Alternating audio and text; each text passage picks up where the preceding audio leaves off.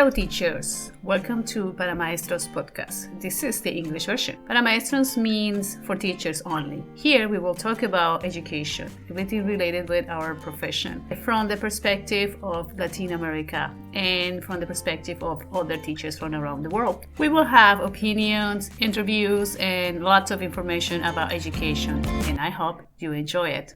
Welcome to Para Maestros, the podcast where we explore the challenges and triumphs of education. I'm your host, Carolina Londoño. And I'm Juan. Today, we are driving into a topic that affects every history teachers across the countries, how to navigate the ever-changing landscape of historical narratives in our classrooms. Yes, Juan, and we call this episode the textbook battlefield, history in making, because let's face it, history textbooks have become the battleground for competing political narratives. Absolutely. As educators, we are often caught in the middle of these ideological struggles over which stories get told, which perspectives are centered, and which events are downplayed or even erased entirely. Entirely right. Today we will explore how textbooks have been used to make certain events invisible, alter the convenient narratives, and provide political tips. Practical tips for teachers facing these challenges in the classrooms. So, but Juan, let's start with some context for the teachers. History textbooks have always been political documents, haven't they? Yes, I am a social studies teacher.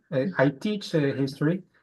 But the point is that since the earliest days of public education, textbooks have reflected their time's dominant culture and political values. Early textbooks portrayed colonization as a purely heroic enterprise with little acknowledgement of the violence against indigenous people in many places around the world. So in this, the textbooks just reflect the mainstream, One side. yes, and the mainstream culture and express their dominant values in this case. This selective storytelling is not unique from any country. Textbooks worldwide have been written to cultivate national identity and patriotism, and often at the expense of accuracy. Exactly. In post-war Japan, textbooks long minimized atrocities committed during the World War II. In Soviet-era Russia, textbooks were rewritten whenever political leadership changed. And here in Latin America, many textbooks still downplay the brutality of colonial rule or dictatorship that took place in our territory. Yes, and I lived in China for a while, and there was a situation in Tiananmen Square. So many people from out of China know it as a massacre, but from inside, that was a way to control the anti-cultural revolution, something like that. So there is an official version and there is the outside version of China. And when you want to talk about this topic, there's no way we could take it. I couldn't have anybody telling me something about it. What is their perspective? Nothing. So that was something that it's a still sensitive topic, and people try to avoid it actually. And that's worth noting that these aren't academic concerns, right? Narratives. The narratives that the students learn shape their understanding of who they are, who belong in a society, and what values should be upheld. This brings us to the central challenge for teachers today. How do we teach historical truth when even textbooks that are given to teachers might have presented partial, polarized, or politicized versions of events? What do we do? Yes, in your case, it's just how the authorities tell their version of the truth. Yeah. It's difficult when you are in the classroom to deal with this situation because what you have to teach. And actually, I remember something else. Like today, I was reading an article from the New York Post, if I'm not mistaken, which Mhm. says that in Oklahoma, the state of Oklahoma is trying to include something in their curriculum about the January 6th, the discrepancies on the results of the January 6th or January the 6th? January 6th events, that when they have this situation in the United States. So they're trying to put into the classroom the narrative from the current administration.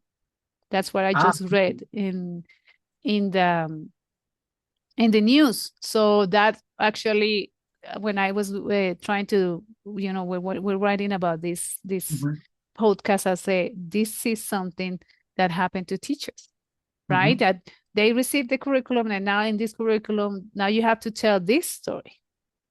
And what can we do? Mhm. Okay, And what this can we do? event was very important, was very Mm-hmm. significant Mm-hmm. to the people in the United States. And I think it's a topic that you have to to take into account when you teach the whole history of the United States. It's very important. Of course, So, now. Mm-hmm. but Yeah. I understand that uh, this is not the moment, and I think it's something that is sad for the United States that you cannot speak uh, this free speech about the events that occurred in January 6th in the United States. In Right. the, Yes, and something else that I was thinking about, like when we talk about the United States and China, but that happens in Latin America as well. We Mhm. have all the time. few information about many things, and history was like uh, teach. Or I remember my classes, history classes. They were so boring. Just learn facts that were Mhm. facts at the time, but there weren't even facts. So it's sad that the way they taught us history wasn't the way we should teach it. So what? Yes, it's similar when we were talking about the critical thinking. Yeah, When you teach history, it's important uh, to have this critical thinking in your classroom as well. yeah. I remember that something that now that I am an educator, that's something that I didn't know when I was learning history was I didn't know anything about women's history contributions outside the few talking figures. A few figures I knew these ones, but I didn't know anything else. I'm learning. I'm still learning. Labor movements barely mentioned the book, barely mentioned the class in the class, and Mhm. the devastating impacts of economic policy on marginalized communities completely absent, no Mhm. idea. And I had to learn it later in life. So my view was very narrow, actually. Yes, and there is a concept in pedagogy which is hidden curriculum. The hidden curriculum, yeah.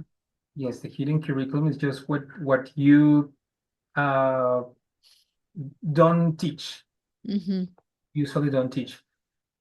I've have been similar patterns. I have seen similar patterns with indigenous histories. Many Mm-hmm. textbooks still present pre-colonial indigenous societies are primitive, ignoring their sophisticated governance systems, scientific achievements, and their complex culture.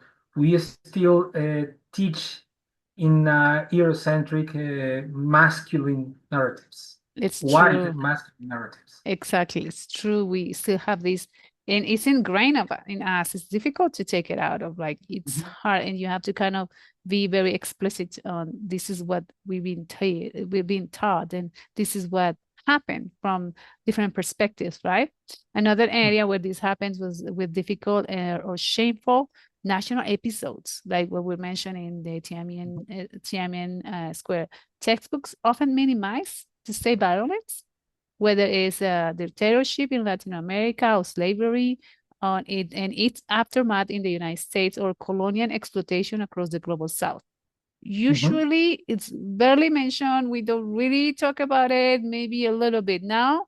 I think there's more light to it than before, but we didn't see that much. Mhm. I remember when I was a teacher of seventh grade, I had a textbook uh, that shows that the Amazon forest uh, was part of the United States. And What? yes, it was a surprise, a big surprise for me because in the text they say, okay, this is the Amazon rainforest. They explain the characteristics, and Mhm, they say this is part of the world. This is a part of the of a global citizenship, mhm. and the United States is responsible to protect this territory.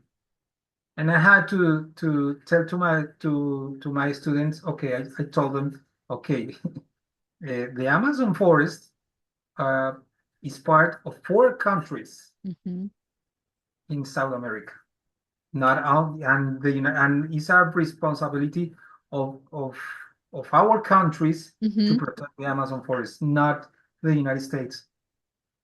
And it was very very interesting to Shocking, right? Shocking. Like, what? how the colonization or the colonized Colonized. Hmm.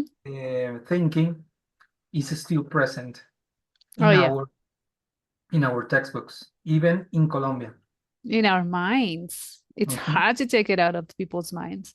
And what about the LGBTQ plus? What this? In, and in the history, in the textbooks history, there is a tendency where LGBTQ plus histories have been systematically erased or Mhm, ignored. Students rarely learn about the importance of this community mhm. and their historical figures unless their identity is directly relevant to the narrative being that have been taught in our classrooms. Yeah, we wouldn't know about that they were a part of this community if they didn't have or didn't tell it or they had to hide it or something happened to them because of it. So Mhm, this was something also totally ignored. Like we or the idea is, or how can I say this? People think that this is a new thing. It's just happening now. Like now mhm, people have these different likes, and now people, more people are gay, or more people have chosen another path in their life, and they choose mhm, the people they choose to love. But this happening all the time. It's mhm, nothing new, and history tell us they didn't exist before, and that's mhm. not okay. And Okay, that it's is part of the narrative of the hegemonical hegemonic. narrative. Yeah, it's true. And the particular challenge with these omissions that aren't always obvious. Like sometimes students and for even teachers, we sometimes, because it's not taught to us, we don't see it, we don't notice it. Mhm. So it has to be taught. Yes, it's Mhm. very important. That's why critical media literacy is so important. Teachers need to help students understand that every textbook has its biases and limitations. No single source tells the completely story. Yeah, there's no way. Yes. So how do we educators navigate these challenges? How do we teach honest, comprehensive history when our materials might be politically compromised? What can we do? I think the first step is acknowledging the problem openly with the students.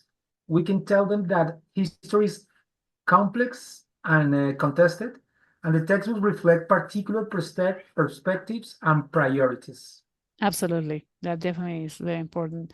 And we need to supplement textbooks. Like, for example, primary Mhm, sources like letters, diaries, newspapers, articles, photographies that are from the topic or the area that we're teaching. So that would be great. And or oral stories that can help us fill up these gaps and silences in the textbooks, because there is spaces. Usually the textbooks only teach one side of the story, and mhm, the other is silence. So we want to have the students go and check a letter, a photograph, a newspaper, where they see a different perspective. mhm.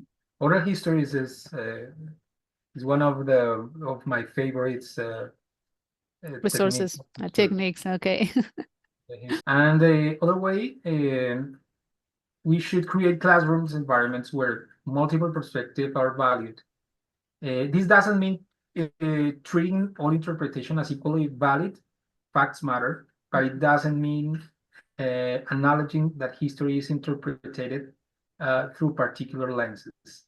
Exactly.